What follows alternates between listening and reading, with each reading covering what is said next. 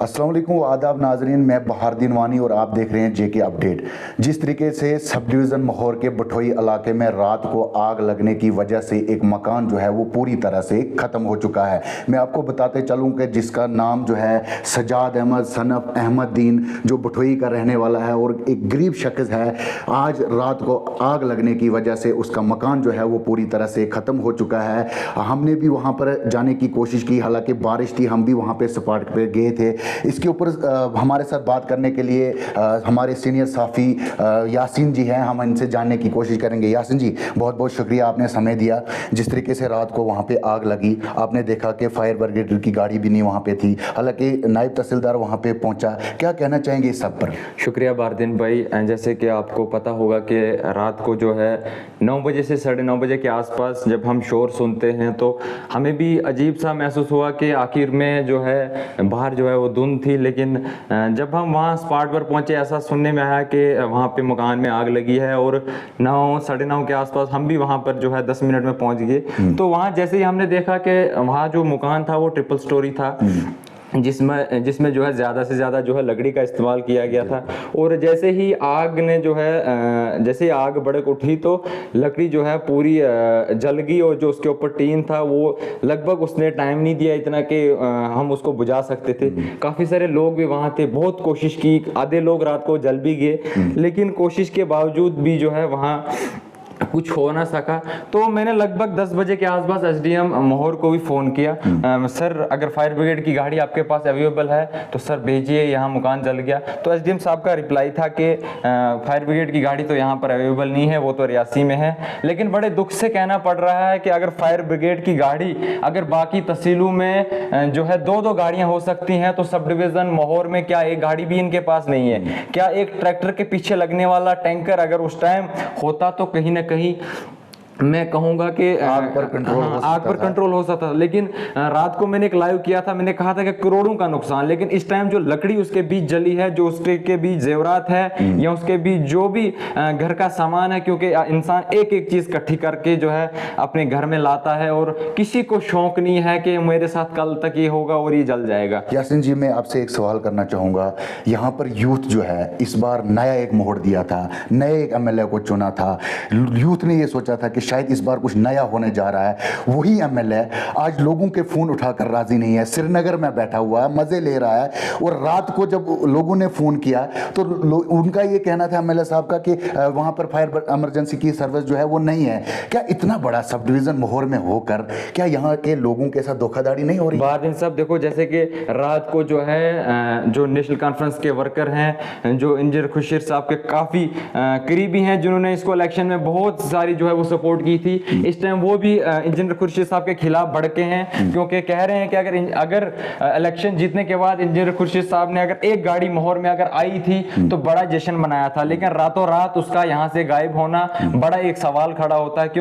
क्योंकि अगर रात को फायर ब्रिगेड की गाड़ी यहाँ होती, लगभग 30 मिनट या 1 घंटे में वो बठोई पहुंच जाती और 50% बचाव जो है यहाँ पर हो सकता था। लेकिन बड़े अफसोस से कहना पड़ रहा है, जब मैं वहाँ स्पॉट पर था तो परिवार इस तरह से रो रहा था कि कुछ समझ नहीं आ रही थी कि अब होगा क्या। लेकिन फिर भी लोग जलकर खुद खत्म हो गए। नालों से पानी लाया, किसी ने घर से गिलास में पानी लाया, किसी ने बर्तन में पानी लाया, किसी ने प्लेट में लाया, लेकिन 4-5 घंटे लगातार आग जलती रही और 5 घंटे के बाद जो है वो आग खत्म हुई कहीं ना कहीं। लेकिन फिर भी हम नायब तहसीलदार महोर का और यहाँ की जो पुलिस चौकी है वो पुलिस भी जो है वहाँ पर पहुँची थी। नायब तहसीलदार साहब खुद हमारे साथ पानी डो रहे थे। मैं बड़ा शुक्रगुजार हूँ, कोई भी जो है रात को एडमिनिस्ट्रेशन का बंदा वहां नहीं पहुंचा, लेकिन नायब तहसीलदार महोर वहां पर पहुंचे। बड़ा अप्रिशिएट करते हैं हम उनको। लेकिन बड़ा दुख होता है क्योंकि अगर एक एमएलए साहब से फायर ब्रिगेड की गाड़ी महोर में नहीं आती है तो मुझे नहीं लगता हमारे आम इंसान से के बोलने से जो है वो फायर ब्रिगेड की गाड़ी आ सकती है। लेकिन हम कोशिश करेंगे कि अगर एमएलए साहब ऐसा नहीं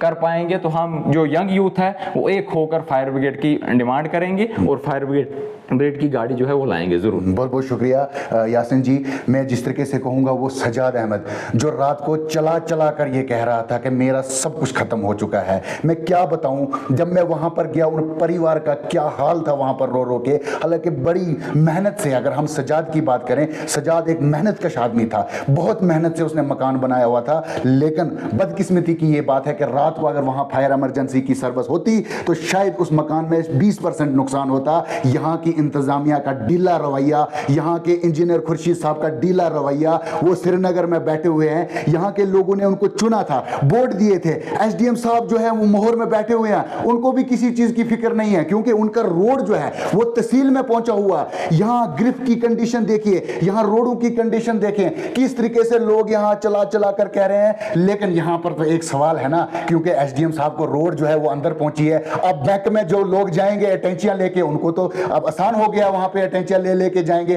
उनको अटैचियां वहां पे जा रही है, उनको आसानियां हो गई है। यहाँ गरीबों का कोई नहीं सोचता है। हम चला चला कर ये कह रहे हैं कि मोहर की लोग जो है अब जाग चुके हैं। मैं मोहर के लोगों से ये रिक्वेस्ट करना चाहूंगा कि इस वीडियो को ज्यादा से ज्यादा शेयर करें, ताकि एलजी मनोज सिन्हा के पास पहुंचे, ये पीएम नरेंद्र मोदी के पास पहुंचे। मोहर के लोगों के साथ हमेशा खिलवाड़ किया जाता है, मोहर के लोगों के साथ हमेशा धोखा किया जाता है, क्योंकि यहाँ के लोग जो हैं वो गरीब हैं, वो पसमंदा है, वो कैमरे के आगे बोल नहीं पाते हैं। इसलिए यहाँ के लोग जो हैं, यहाँ के जो मुलाजिम है, यहाँ की जो इंतजामिया है, वो गरीब लोगों का फायदा उठाती है। मैं अब ये कह देना चाहता हूँ कि आप सुधर जाएं। आप जो है जिस तरीके से यहाँ मोहर की बात करें, करप्शन जो है वो अरूज पर है, यहाँ का जो इनका जो सिस्टम है वो बिल्कुल धर्म बरम है। तो मैं यहाँ के जो इंतजामिया है उनसे कहना चाहूंगा, खास करके डीसी मैडम रियासी से कहना चाहूंगा, क्योंकि आप जो है आप मुझे बताइए मैम कि आपने कितने दौरे मोहर के किए, कितने बार आप मोहर आए,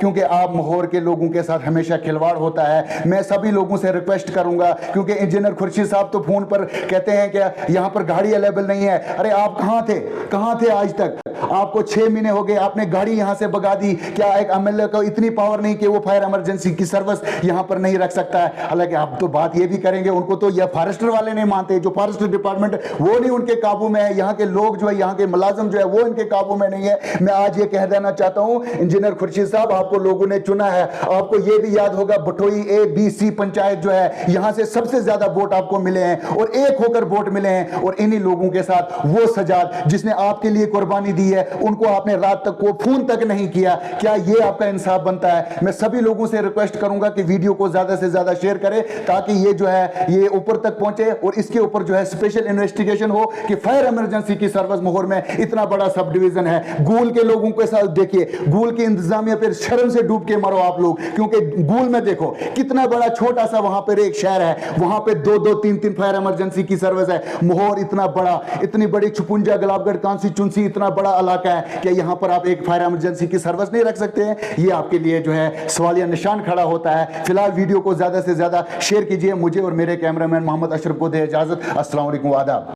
अगर आप अपने सपनों का आशियाना बना रहे हैं तो एराकॉट कंस्ट्रक्शंस है आपकी पहली पसंद, क्योंकि यहाँ सिर्फ टाइल्स, सैनिटरी और हार्डवेयर प्रोडक्ट्स की विशाल रेंज नहीं मिलती, बल्कि साथ में मिलते हैं ढेरों फ्री गिफ्ट्स, और वो भी हर शॉपिंग पर। एराकॉट कंस्ट्रक्शंस में ट्रेंडिंग और लेटेस्ट डिजाइनों की बड़ी रेंज है।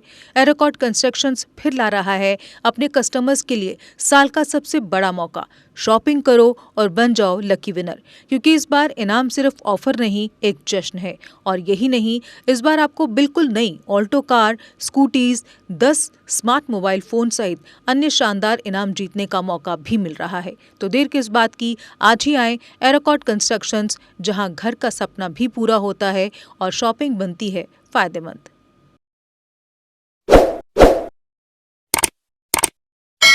जम्मू कश्मीर की खबरों के लिए जुड़े रहिए JK अपडेट के साथ।